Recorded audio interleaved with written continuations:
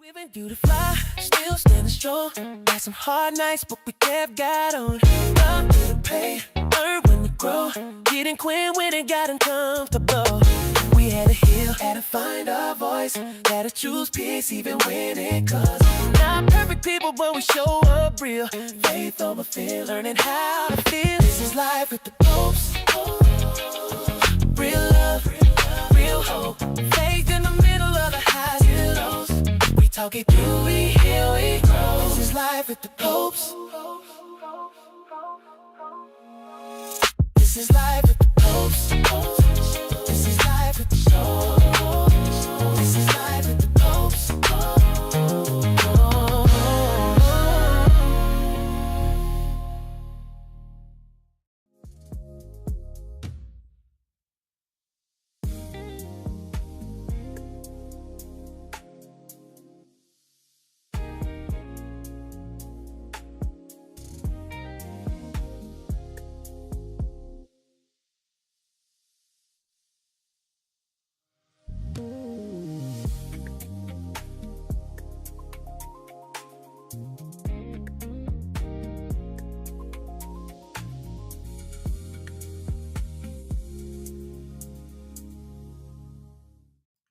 This is life with the Popes.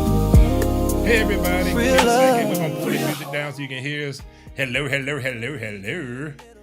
Somebody said they love the intro, baby. Welcome to our theme song. Shanice heard it. That's Hey. going to be right on, right at 7 to hear it. We're going to have to pause and let it wait before we let it play so that people get on. Then they can hear it. You want to hear it again? Yeah, play it again. Here's our new theme Yes, song, our y'all. new theme song, guys. Check it out. Here we go. It's gonna sound good. Are you ready? 1, 2, 3. We've been due to fly, still standing strong. Got some hard nights, but we kept got on. Love to the pay, earn when we grow. Didn't quit when it got uncomfortable. We had to heal, had to find our voice. Had to choose peace even when it costs. Not perfect people, but we show up real. Faith over fear, learning how to feel. This is life with the Popes. Real love, real hope. Faith in the middle of the highs and lows. We talk it through, we heal, we grow. This is life with the Popes. This is life with the Popes. This is life with the Popes. This is life with the Popes. Man, that... We're over here dancing, having a good time. Somebody said it's jamming. Listen, Kerry done made us our own theme song, guys. We getting this whole thing together over here. This is life with the pose. Yeah, it's hot. It's hot. Welcome in. We are Kerry and Rebecca Hey, Pope. hey everybody. Welcome to Life with the Popes, and Yes. welcome to Welcome. Tuesday night. Guys, before we jump in tonight, just a couple of announcements. Talk to You us. know that Thrive is here. Thrive Institute and Ministries is coming. We are preparing to launch that. Make sure you get on our newsletter. We don't have a wait list yet for our class on the 21st. We have a free workshop on the 21st that is going to be talking about secure love, moving into secure Love. Yes. and so a whole workshop on Saturday the 21st. So get on our newsletter. We'll put that link in there so you're able to sign up. You want to make sure you're on that list. That's where we're going to send all the updates until we send out the registration for the class. Amen. What else? Let's see. What else do we have going on? If you are a healer, if you are knowing that there's a calling on your life and you're wanting to turn that into a career, you can become a certified soul therapist through Yeah. Healers Academy with me. Make sure you click the links that are available for that as well. And Yes. I also have a free class coming up next week. Say it again. Free. Free class next week Amen. called From Calling to Career. Okay. So for those of you who know it's time for you to take yourself seriously when it comes to your healing path and healing journey as a healer, you want to make sure you're in that class as well. Okay. Any other announcements? Sunday at 10 a.m. is Thrive Live. So make sure you join this Sunday with Rebecca. We'll be bringing the word Sunday morning. Co-pastor Rebecca Lynn Pope. Yay. She's going to slang you. And yeah. And so Valentine's Day is Saturday. Yeah. So happy early Valentine's Day to all of you. Everybody. And cuffing season starts back on the 15th. That part. And our book of the month, if you can click on our picture of the book of the month, is that in there, Kerry? Our attached book? Yeah. Right there. You want to see If it? you can click there, that's our book of the Boom. month. So a lot of what we're talking about in our lives for Life of the Popes this month is on this book, Attached. Really, really great read. You need to get that. It will help you so much to understand your attachment styles. Okay? And so we're in the month of love. So of course, our Life with the Popes this month is all covering love and relationships, particularly as it comes to attachments. So tonight, we're going to jump into this word. Want you guys to know we see your comments. So if you see us looking off to the right, we're reading. That's all we're doing. But we see you in the middle, but we're reading to our right, which may be your left. But anyway, Rebecca, let's get into this thing. Topic for tonight, title, Bing, The Danger Zone. Love without emotional safety. That's deep. So we're going to kick off tonight with the definition of emotional safety. And I want you guys, we're going to take our time tonight. I want you guys to really hear this, because as I was studying this, I said, I don't know that I've really been emotionally safe very much. Ooh, that's not good. Like in life, I don't know how emotionally safe we've truly have felt. Based on this definition, here we go. Emotional safety is the ability to be honest, vulnerable, and fully yourself in a relationship without fear of punishment, ridicule, abandonment, or emotional shutdown. One more time. Emotional safety, and this is in friendships, your romantic relationships, your dating, and marriage. Emotional safety is the ability to be honest, vulnerable, and fully yourself in a relationship without fear of punishment, ridicule, abandonment, or emotional shutdown.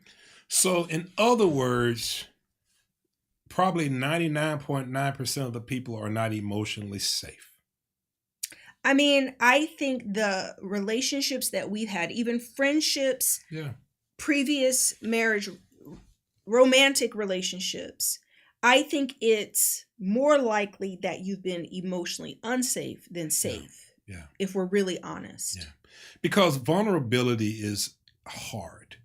Because if the person that you're with ever I think I did one time when I do my premarital studies and counselings, I talk about body language and I talk about emotional cues and I talk about the actual words you say. And when a person's going to be vulnerable, they'll start talking, right? But it's your emotional cues or your tone that will determine whether or not they feel safe. Here's an example. Rebecca, I need to share something with you. Sometimes I don't feel like a man. Yeah. If you get that look. That's the emotional cues that make me go, well, if you're tripping over that, I'm definitely not about to tell you the other reason or what I may be struggling with. Facial expressions, body language. Yeah. So here's a few more descriptions to help you relate to this, guys. It means you can express thoughts and feelings without walking on eggshells. Emotional safety means disagreements don't threaten the relationship. That's emotional safety. It means your emotions are taken seriously, even when they're inconvenient. It means repair is possible after conflict. So inside of emotional safety, you feel safe to disagree. You can feel safe to even argue and have disagreements. You feel safe enough to express your truest feelings. You're able to express your truest thoughts. Okay. Right? Emotional safety is not about never disagreeing. It's about how conflict is handled and how people are treated afterward. So that's the definition of emotional safety. So if that's the definition of emotional safety and we say the danger zone, then speaking from your own experience in life, have you felt safe to be Rebecca and really be vulnerable? I think that, guys, I'm someone who shows up pretty authentic in my friendships, in my romantic relationships. I'm a pretty authentic person. I do a pretty good job of showing up as me. But what I will say is I've learned from the time I was young that everyone's not a fit for me because of that, right? Everyone won't like you. Everyone isn't going to accept you. When I'm kind of more of an open book type person. I'm just pretty much someone who is very straightforward. What you see is what you get. I talk about what I'm thinking about. I don't tend to filter myself too much. And that's just not for everybody, and especially if people are not used to that level of truth or vulnerability, that can feel, intimidating. It can feel not safe. If you're used to constantly in a survival instinct, someone being honest and vulnerable can make you want to run away, in my experience. And so I think that for me, finding people that I felt would not run away or abandon me or leave me because of my level of honesty and vulnerability and truth seeking and I have a direct style of communication. That was more the issue for me. Okay. So for me, as a man, most men can't be vulnerable with women because you don't give him the room to be, because you call it a weakness. So he has to, he can't show his emotions. He can't show his feelings. He can't say, I don't feel my best. I'm having a bad day, or I feel weak, because then you'll say, well, I don't need a weak man. I need a strong man. And the reality is men hurt just like you do, women, if sometimes not more, because we have more to carry and more to prove. And when you've been hurt and damaged and you say, well, I just want him to show me more love and more emotions. Well, no, because when he shows the emotions, and especially if you're a woman who talks a lot, or you wear your feelings on your shoulders, or like she said, could be on your sleeves, you can say the wrong thing that'll break a man, and he'll say, you know what, I'm out, or I'll just completely shut down. And then you'll say, oh, he couldn't handle me. Yes, he can handle you. You couldn't handle him.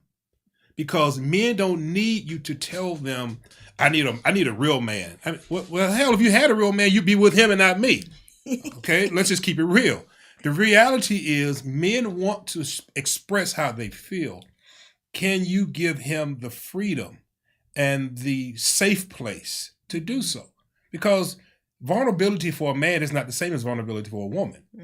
It's not. If I come in and I'm depressed and I'm crying, Rebecca going to be like, what's wrong with you? Yeah. And she might even say, well, I need you to man up. And that's the worst thing. I would not say No, that. I didn't say you. I'm just saying. Yeah, you said I might say. I don't say that. I didn't say you did say. I said you might say, if I ever, because I haven't been that point where I've been so depressed. Men don't tend to do that. But if you say man up to a man, he might just man out. Well, and one of the things though, guys. And hold on. And men, I need y'all to talk tonight, because women over here thinking I'm just talking just to be talking. No, but some do. It's true. But I think that there's a bigger, broader picture than what we're painting. Okay. Because it's not really just about the dynamics that are happening inside of your relationship. Men have been raised from the time they're little boys to be repressed and to not express themselves and to not show the wide range of emotions. Men feel all the same emotions that women feel, but it's not safe or okay for men to feel that way. And before you ever got married, before you ever get in a relationship, from the time you were a little boy, you were told to stop crying, suck it up, rub some dirt on it. Young boys are treated from the time they're young to not be vulnerable. Everything is anti-emotional safety for men. And so then you get in a relationship and your woman wants you to open up, wants you to share, wants you to talk. And I'll say this, Kerry is phenomenal about creating emotional safety for me, but it took a lot of work for Kerry to learn how to be expressive and vulnerable in our relationship, because he'd been hurt so much when he tried to be with the wrong person. Because you can't be vulnerable and authentic and express your truest feelings and thoughts with just anybody. whether you love them or not, which is the topic for tonight. Mhm. Just because you love somebody doesn't mean you're emotionally safe with that person. That's true. I like what Ronald said. He said, I just want to be Clark Kent for a change. Right. Just be a man. Just be simple, human. man, glasses, dorky, Human. whatever. I have I know someone who can't even be himself in his own house because he's walking on eggshells. If you want to watch TV, if you want to do this, if you want to do that. And I'm like, dude, don't you pay the bills? Yeah, I want to keep the peace and I don't like the drama. And I'm going to be honest with you. The dangers are when you say I do, or if you're in a relationship, you're choosing someone who's going to see every side of you or should see every side of you, the good, the bad, and the ugly. And you say, I do. Through sickness and health, rich or for poor, for better, for worse, I do. And so if I do means I will, but I can't because you close me off or you make me feel like I can't be real. And if the camera moves, it's our Puggy who's doing the Hardy Pope. Who's doing the just Get the most. from over there right now. You remember Hardy, don't you, everybody? Sorry, he was a little guys. pug who just moved my camera. Sit down, Bubba. And so it's one of those things where as a man, Rebecca, and she's gotten so much better with it. She's always given me the safe place. But even now, being able to be more vulnerable, being able to share more of my hurts or pains or sometimes fears. How many of you ladies know your man's worst fear? Most of you don't, because he probably hasn't told you.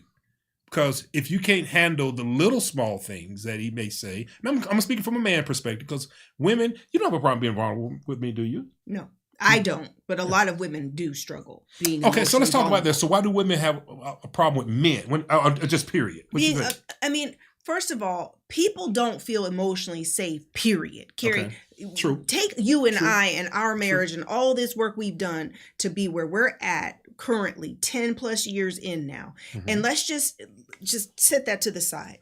The reality is, let's give real perspective. Okay. What did our relationships look like before each other? Well, the Bible said, forgetting all those things which are behind me, and I press towards the mark. So I don't know. So real talk, guys, real talk. Baby. I'll say this. I had a boyfriend for a few years right after my divorce. And he had been in foster care growing up. He had not been deeply, wholly loved for who he is. And he told me point blank, I do not know how to love you the way you're loving me. And the whole relationship was just a struggle. We loved each other. You know, we wanted to make it work.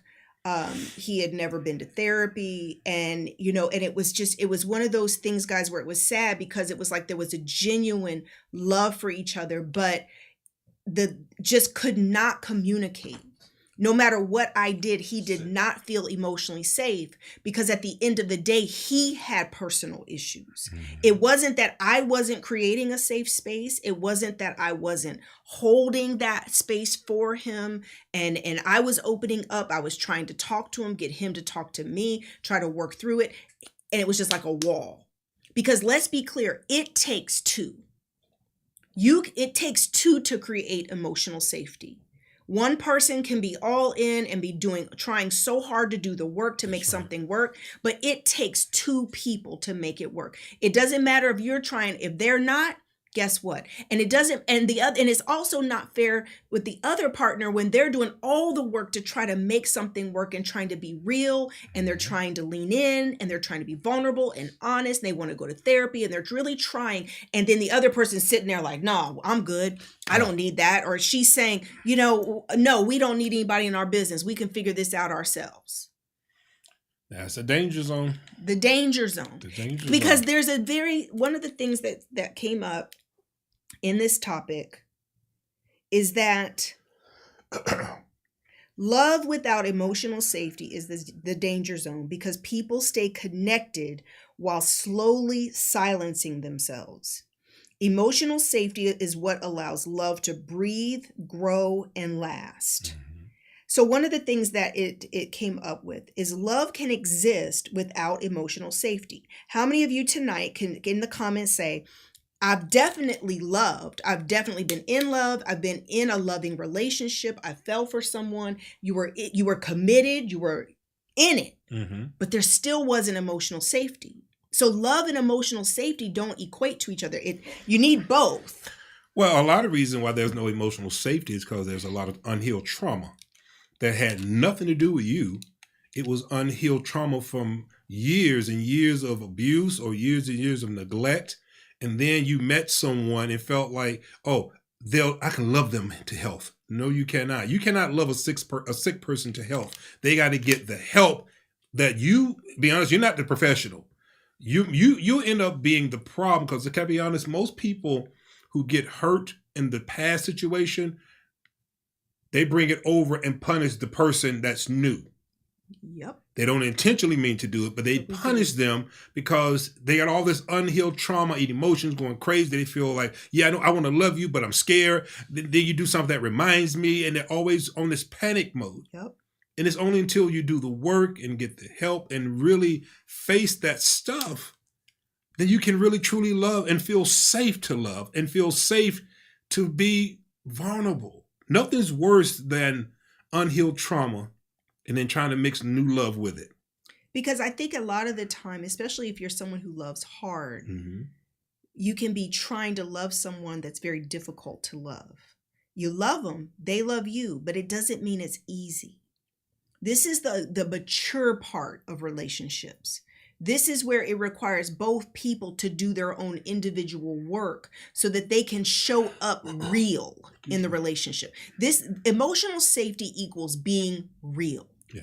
Being honest, not faking the front, not just saying the right things because it sounds good, but being honest, being vulnerable, and being real about how you really feel, what's really going on with you, not filtering yourself and censoring yourself because you're afraid of being rejected or abandoned, right? Rachel says, I also had someone who shared my vulnerability with someone else, broke confidence. That is, so let me say something to everyone. And because it's the week of love, and because we are married, we mostly talk about relationship, but it spans out into family, into friends, and coworkers, and all of that. But we're talking more or less exclusively now in relationship. But it applies to friendships. It applies to friendship and all that. But I'm going to talk about pillow talk real quick. When you have pillow talk, right, it has to be safe. Pillow talk is when you're laying there and you're cuddling and you're talking, you're saying things, and you may have turned the TV off and you want to share. And you may share something that someone shared with you, right? And say, well, baby, listen, we need to pray for such and such because such and such is going on. I just don't say it. I'm sharing it. Because whoever shared it with you was vulnerable to trust you. But it doesn't mean you have pillow talk with your mate about something you're supposed to hold in confidentiality. Because you can share something in a good tense of let's pray, but then that person can go out and let it slip. And so even in pillow talk, you got to be careful the whole confidentiality of someone who's been vulnerable to you, whether it's in a relationship or a friendship or wherever. Because even though I'm a praying person and Rebecca may say, sometimes she got to take that confidentiality because I may look at the person differently. Although I'm a man of God, I may go, what? Who? You got to be able to hold water. And so now when they come around me, I'm like, oh, shoot. I didn't know you were a thief back in the day and did jail time. They put my wallet up. Versus before, I didn't know you did time, right? Because the moment, let's be honest, the moment you learn something you didn't know, your view of that person can change just like that. And so you have to be careful what is shared to make sure if someone shares with you in confidentiality, the pillow talk is not what you share with your spouse. Because that spouse may have an underlying hate for that person. Now it's ammunition.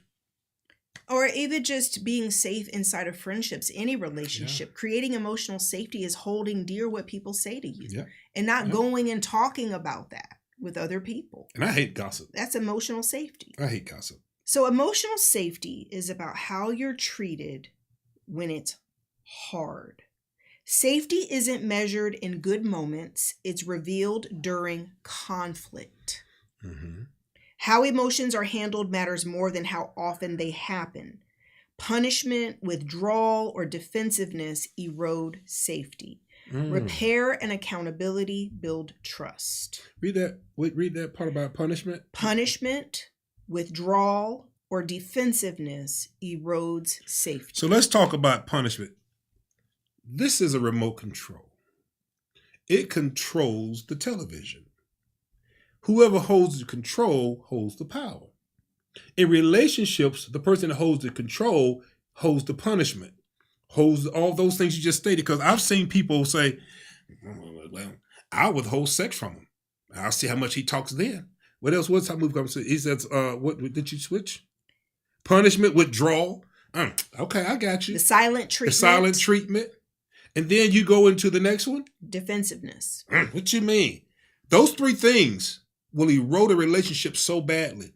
And you got to make sure you don't use sex as a control in your marriage. You got to make sure you don't use punishment in your friendship. Well, I'm just not going to hang out with you because I didn't like what you did.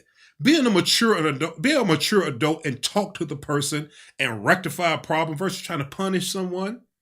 Or better yet, withdraw. What ticks me off more than anything is when you go the cold silent treatment on me. And I'm like, oh, so I'm just talking to the air? Rebecca now, let me tell you how Rebecca is.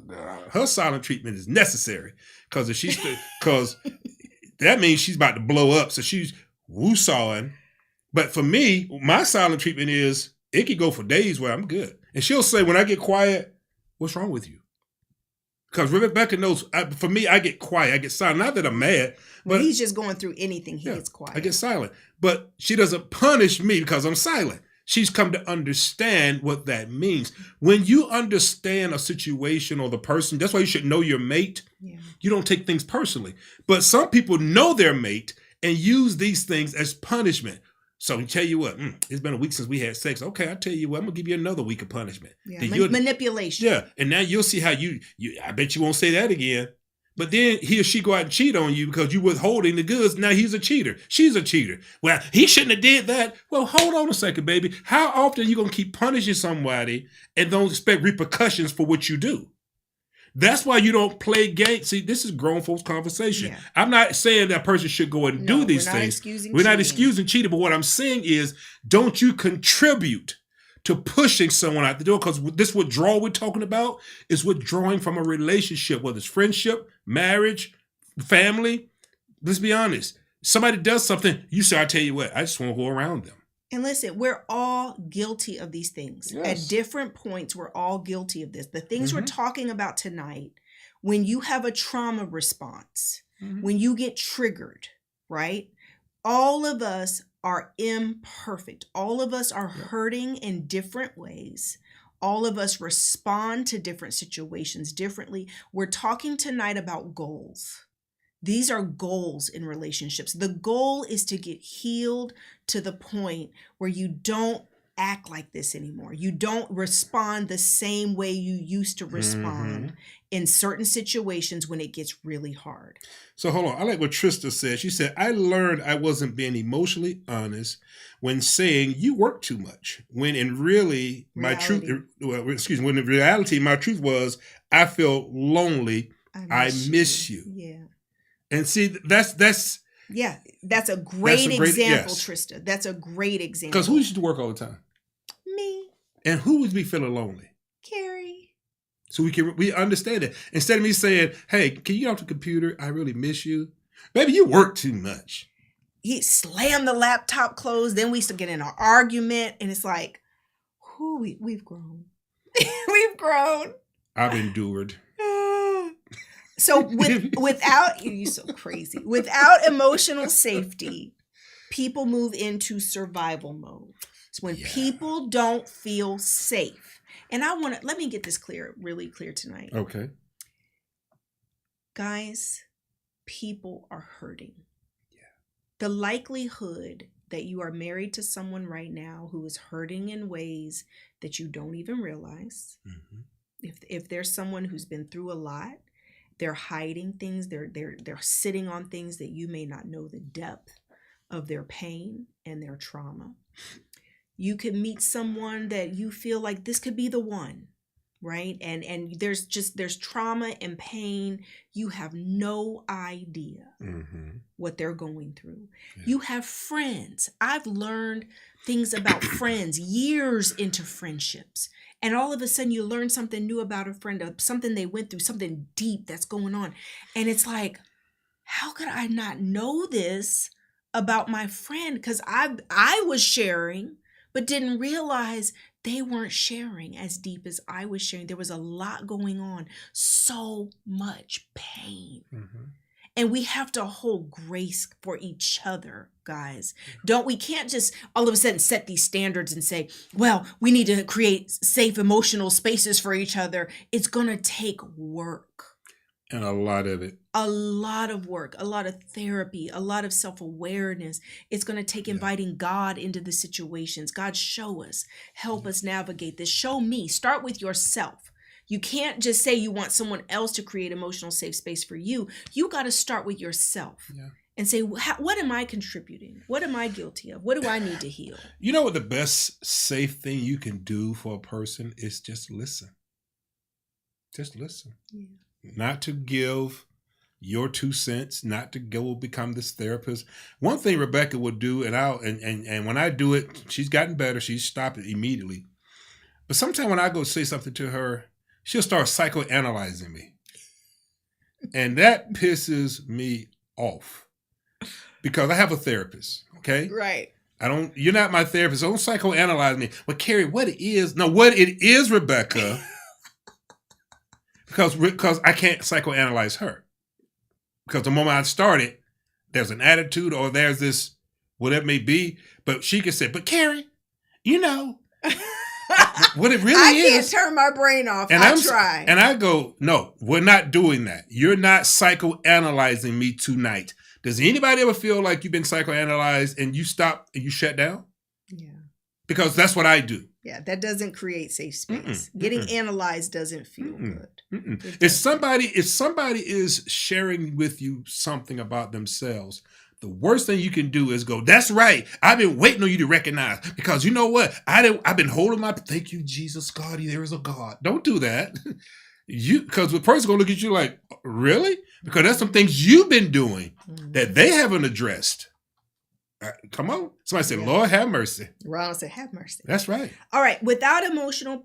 And we're not rushing, so don't be rushing. Without emotional safety, people move into survival mode. That's why I wanted to kind of stop for a second and hold grace for all of us because we are all learning how to come out of survival mode. That's what we're talking about tonight. There's love, and then there's love with emotional safety, which is the opposite of survival mode. So... without emotional safety, people move into survival mode. Silence, people-pleasing, control, and withdrawal are survival responses. Guilty. These behaviors protect the relationship, but cost the individual. Yep. Survival replaces intimacy when safety is missing. Ooh. Over time, unspoken pain turns into resentment. Ouch. Resentment. We call that nice nasty. We call that, what's the other word you always said? Passive aggressive. Yeah. Anything else? It says when safety is missing, people protect themselves, not the relationship. Oh. So it's like you each go to your individual corner and you're defending and having to protect. Self-preservation is what it's called, guys, when you're not emotionally safe. Tico says, well. Tico, I'm with you, guy. I heard that in E flat. Well, because survival mode is when the relationship is 50-50 good, 50-50 bad, kind of teetering, but you have checked out. Some people are just married on paper. Yeah. And they just checked out and they're in survival mode, just trying to get through another year. They're saying happy anniversary, but was it really a happy anniversary? Was the friendship a happy friendship? In other words, survival mode. I thought when you was talking, I remember my car. When I was driving my car one time and it was running really good. And then all of a sudden a light came on and it went into survival mode. And it stopped running at optimal capacity. I limped home. We call it limping home. And the car barely made it home. It went from being 85 to 25, barely moving, because it went into a mode which meant get this car to the shop. There's a problem. Mm-hmm. Many of you are in survival mode, but have yet to take your car, which is your relationship, to the shop, which is therapy. And you're in survival mode. You're cooking meals, but you're just going through the motion. You're having sex because this thing to do is Wednesday. You're going to work because you're supposed to, but there's no joy in the relationship because, you were told, well, I got to stay married. My mama stayed married. My daddy stayed married. I saw all this stuff. And you're staying in a situation. And there's something that, with my mind as a preacher, and I said before, when we say till death do us part, right? We say death in our minds when we take the vows as death in natural. But what happens when you lose yourself and you've died being the person that you are? The relationship has killed you. Yeah. Death has done us part. Now we're in survival mode. Yeah. And that last thing you said was, it becomes resentment. Yeah. We've been there before where you resent 10 years later, 2 years later, 5, instead of addressing it, now you're mad at something that you did. You resent that you even got with the person. You met this individual, or you became friends with somebody, and you now resent ever giving them your phone number, ever getting to know them. Yeah. But the resentment is really inside of you. Yeah. You're mad at yourself because you didn't act when you should have. You let it keep festering and going. And here we are years later, and now it's blown up, and you feel like, I can't get that time back. Yeah. And that's where Rebecca and I, we had to do some work, guys. Listen, we said before, we limped across some years of marriage. We limped, but we did the work. We were committed that the love made us both go in our own corners and get our therapist and work it out and own our ish. It's easy to say, Rebecca's the problem versus, no, Kerry, it's really you. Yeah. One of the things that we really advocate for, and I say this all the time, everybody needs therapy. Everybody. If you have found yourself saying, I don't need therapy, I'm good, you are the problem. Everybody has pain. Everybody has trauma. Mm-hmm. Everybody has issues. No matter how much you minimize it, excuse it. I mean, well, Rebecca, nothing so super bad happened to me. I mean, I wasn't abused. I wasn't neglected. But there's all types of big T trauma, little T trauma, and it all has taken a toll. Everybody needs therapy. Yeah. I know some people that I know personally, and they're like, I don't need therapy, I'm good. But yes, still struggling with dating, still struggling with why? Don't want to listen, stubborn, and don't want to humble themselves enough to admit, I need some help. I need some help. Think of it like this, and I had to learn this early. All of us have cars, right? You buy this car, it's got brand new tires, it's got great engine, it's got the oil, the transmission. You look good driving. Keep driving that car. The tires are going to wear out. The oil's going to get old. You have to take it in for a oil change or new tires. You have to do maintenance. Because if you don't do maintenance, the car is just going to break down. Same in a relationship. Same in friendship. Same in love. You got to go to therapy as a maintenance. Call it being proactive instead of, oh God, reactive. Mm-hmm. You need to have therapists just to check in to make sure you're okay.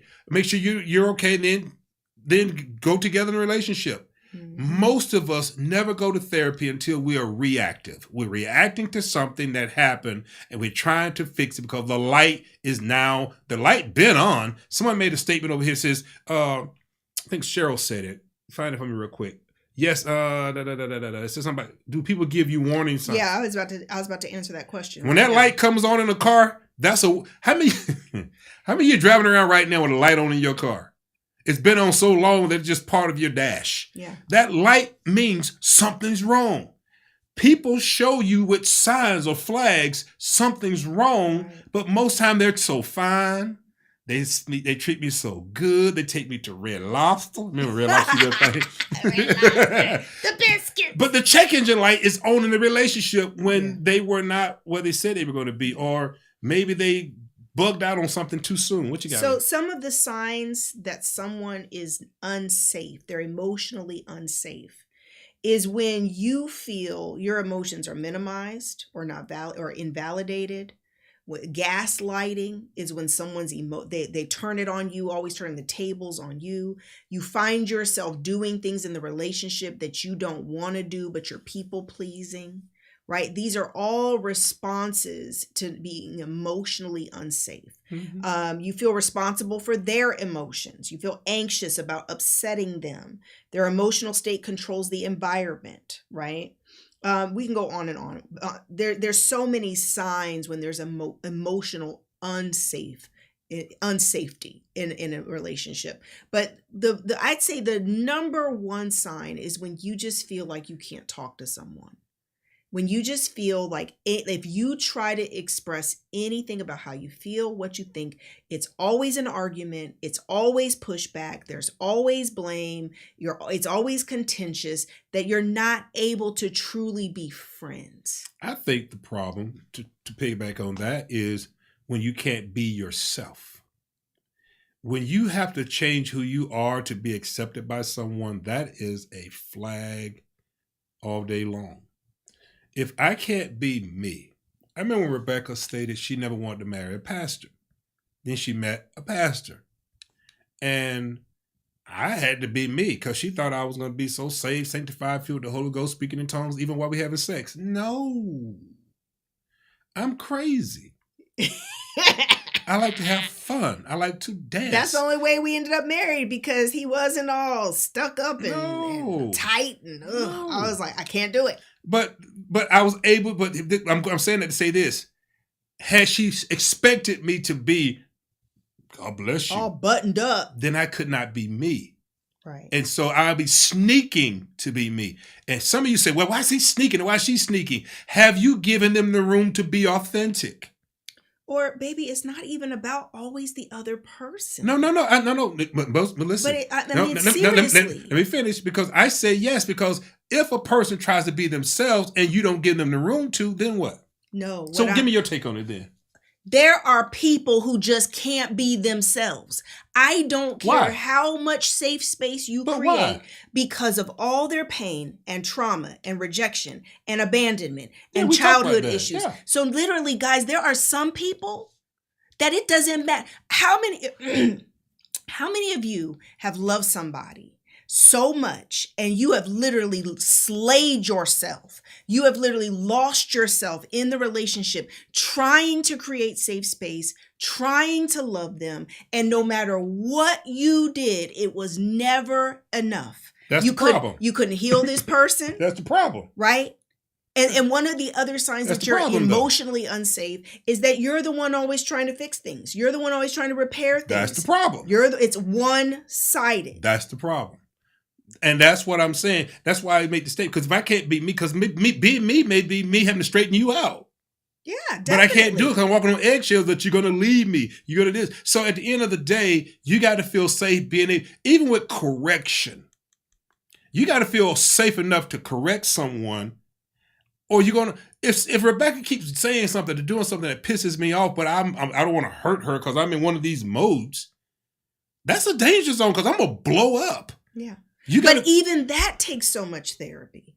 Being able to get enough self-confidence to express yourself. Somebody could be creating the right environment, guys. But if you don't have enough self-confidence, self-worth, if your insecurities are really high, if life has beaten you down, it doesn't even matter that you're finally with someone doing all the right things and loving you. You still got all the baggage and personal stuff going on, and it doesn't even matter. Because what I'm trying to express, baby. What you trying to express, baby? Is it's not always about the other person. Of course not.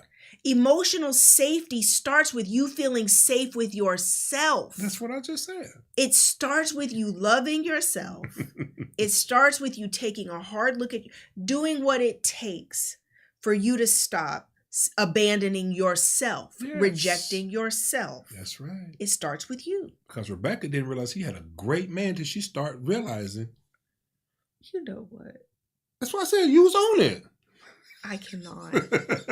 I cannot. Okay. We're going back to our teaching points. We've been on our teaching points. Hold on. Let me tell you, while she's looking for that, what we're ultimately saying is get a therapist. Everybody. And do the work starting tomorrow. Everybody. Not your pastor. No. Not your cousin. Not Bobo. No. But get a licensed therapist that you can be honest and true with. And don't run when you feel scared.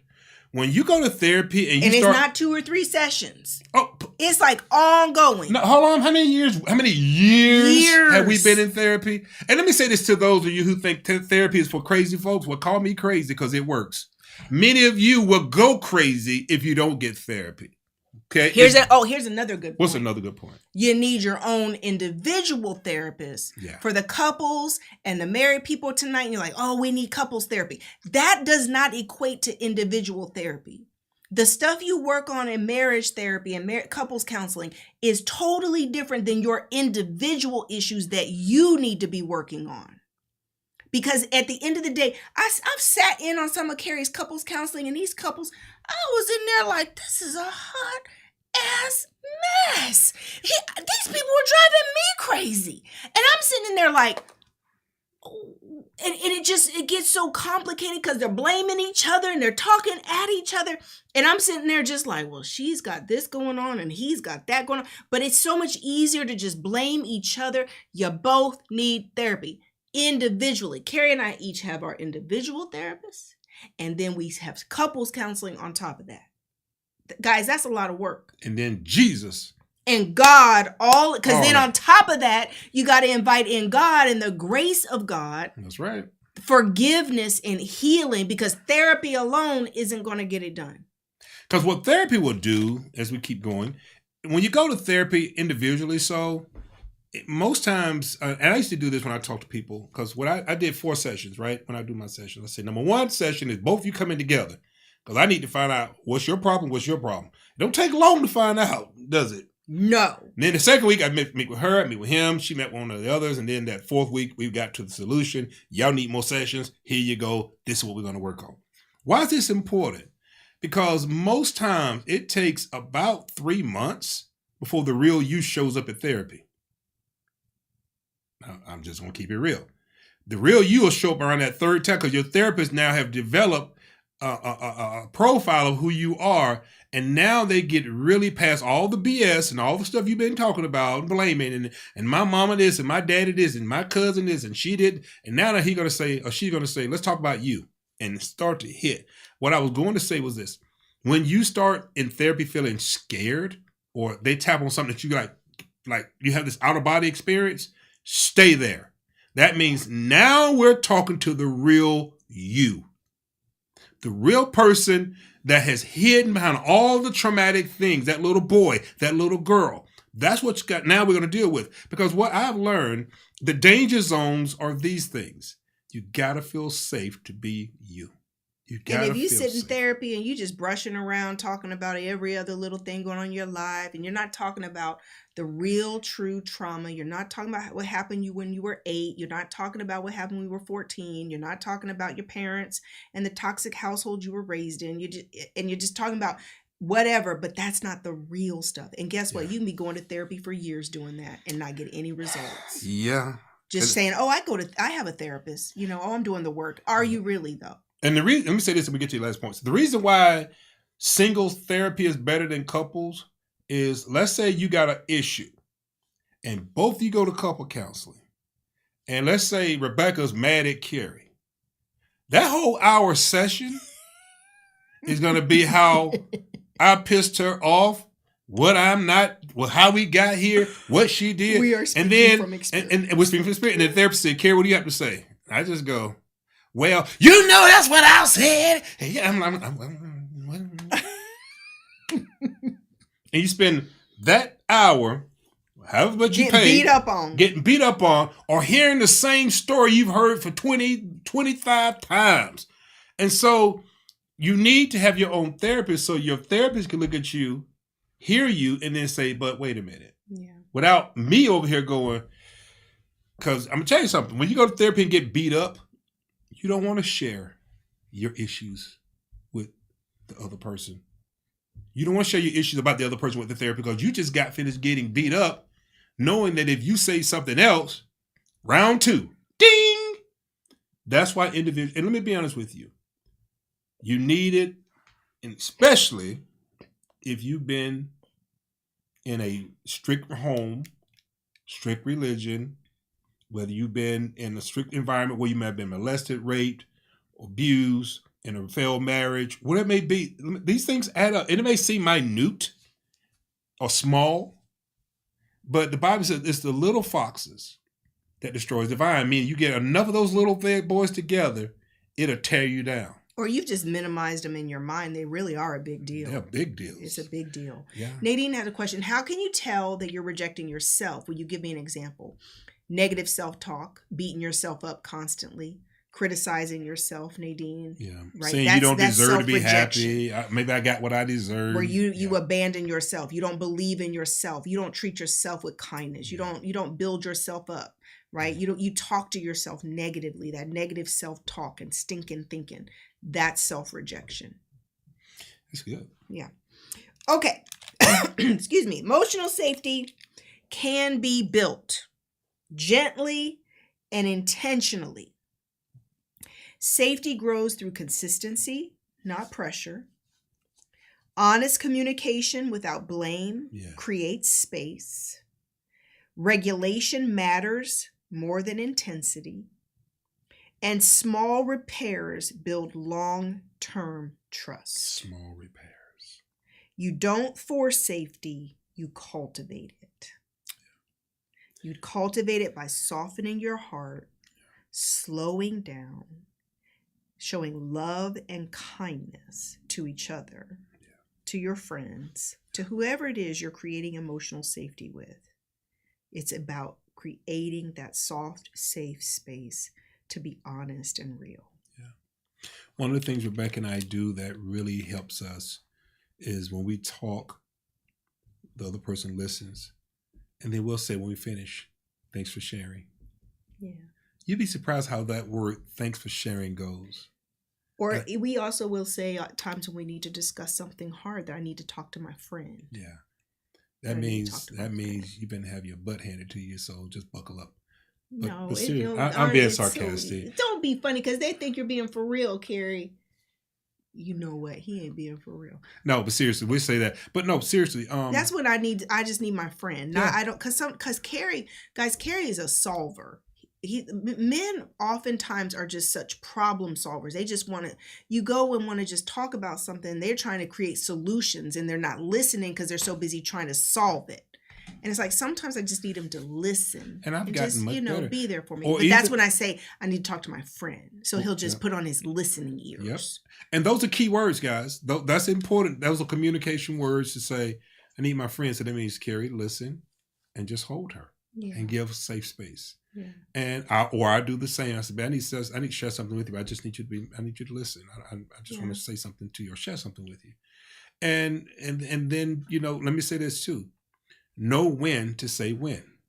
If somebody just got home from a long day and they're exhausted and they're tired and they're kind of checked out and they just want to come in and have a cold glass of whatever it may be and just sit in the chair and woosah, that's not the time to go, we need to talk.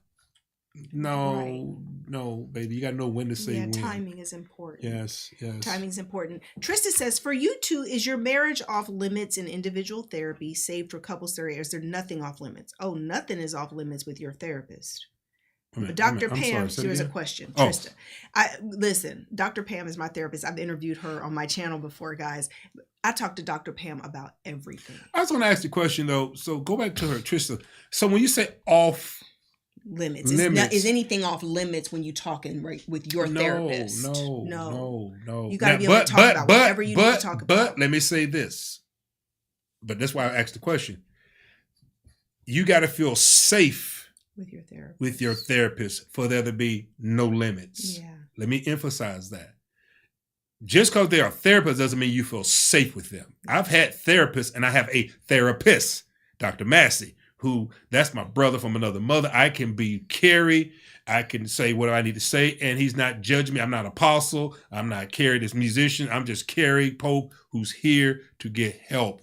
So why did I know he was about to get? Because he was just, babe, he just, okay, sit down, sit still, Hardy.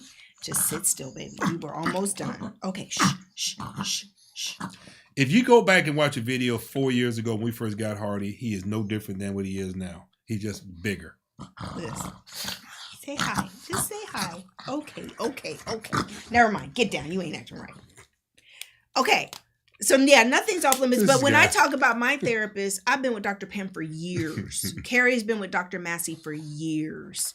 Like it's your relationship with your therapist is no different than any other relationship. It's built over time. Yes. You know, and so our advice about therapists is that if you get a therapist and the vibe isn't right, you don't feel safe, you don't feel comfortable, you don't feel like they're listening to you, don't even keep booking. Nope. Find another one, and you keep looking for one until you do feel. And just because that therapist was good for your friend doesn't mean that therapist is a good fit for you. You got to know where you feel comfortable and able to express your truth. I mean, because at the end of the day, we're getting to the things that really are secret and quiet that therapy is going to be able to pull it out and make you feel comfortable in sharing. And watch this, even tell you why you feel that way, how you got there. Yeah. And let me tell you something, Dr. Massey has helped me tremendously as a man. And you know, I'm just, you know, when you go to a doctor to get a checkup, you don't know what's wrong with you. You trust the doctor. But if you go in there and that doctor tells you something crazy and you don't feel safe with the doctor, you find another doctor. It's the same with therapy. You got to feel comfortable with that person. Yeah. You have to. All right, baby. Any other questions, guys? Taylor said, just completed my therapy form. So happy. Congratulations, Taylor. Yes. Yeah, that's what's up. What I was going to say is when I met Kerry, he'd only been divorced a couple years. And one of the things that impressed me about him, even from early on, is that Kerry was willing to do the work. Yeah. Anything I brought back to him and said, this, you know, we need to work on this, or this, I see this, right? It's like he's all, and God, ladies, listen to me. Nobody's perfect. Nope. Fellas, nobody's perfect. We all need therapy. We all need help. But the number one green flag that I absolutely love in someone is the willingness to do the work, the willingness to dig in and be curious enough about themselves and not feel the humility to be willing to work on yourself. And that was one of the things that I knew would carry us through. When I saw that in Kerry early on in dating, I said, that is an amazing quality. Because if somebody's willing to work on themselves and you're willing to work on yourselves, there's really not a whole lot you can't accomplish in the relationship because you're both willing to do what it takes to make it work. So that's really crucial. Let me see real quick. Ronald, why do we have so few Black therapists? There are a lot of Black therapists, but it's about connecting into the right networks, Ronald. Yeah. Depending on your insurance, right? There's a lot of them. Yeah, Cheryl just said there's a lot of Black therapists. Yeah. It's about just, really doing your research and finding them. Kerry and I, both of our therapists are Black, and they're absolutely phenomenal. Nothing wrong with white therapists or Hispanic therapists. Anybody. But yeah, there are. You got to be what you're comfortable with. Yeah, there are lots of Black therapists that are absolutely phenomenal. Okay, any other questions tonight? We're wrapping up, guys. Anything about emotional safety? Any questions? Guys, what we're teaching on this month is deep. Yeah. This isn't superficial stuff. This is the nitty gritty. It is the absolute crucial stuff that is absolutely essential for marriages, relationships, friendships to thrive. Yeah. It really does take a lot of work. It's not just organic. Yeah. Right. And I think that that's one of the downfalls in relationships is we think all of this should just be so easy and so natural. Why? Oh, he's not the one. She's not the one because you're having these struggles. And in reality, you're going to have those struggles with everybody. Every single person has got issues and pain that is going to have to be worked through, that you're going to have to hold space for. That part. So, Okay. Any other questions tonight? So we're not back next week. Is that correct? For what? We're back next week. Oh, we're back next week. Yeah, we're back next Tuesday, the 21st. We're gonna get the course, the workshop sign up page out this week for the 21st for the workshop. This was, but we're not back next Tuesday. Yes, we are. Are we? Yes. We're back. You'll be able to hear our theme song again. Because we're going to go out on it. Anything else? Any other questions? Kerry, pray. Pray for everybody when it comes to this stuff. Do it, Jesus. Pray. Father, we thank you. We thank you, God, for tonight. We know that this is a very serious subject, that we must do an inward check and be honest with ourselves and be willing to do the work, knowing that you are guiding us and leading us to healing. Father, let us recognize the danger zones and find safe places in you, in therapy, in one another. Bless us, we pray. Keep us as we go our separate ways until we meet again. Amen. Amen. All right, we love you guys. Here's our theme song one more time. We're so excited because we love it. Love you guys. You to fly, still standing strong. Got some hard nights, but we kept got on. Love to pay, earn when we grow. Getting quit when it got uncomfortable. We had to heal, had to find our voice. Had to choose peace even when it comes. Not perfect people, but we show up real. Faith over fear, learning how to feel. This is life with the Popes. Real love, real hope. Faith in the middle of the highs and lows. We talk it through, we heal, we grow. This is life with the Popes. This is life with the Popes.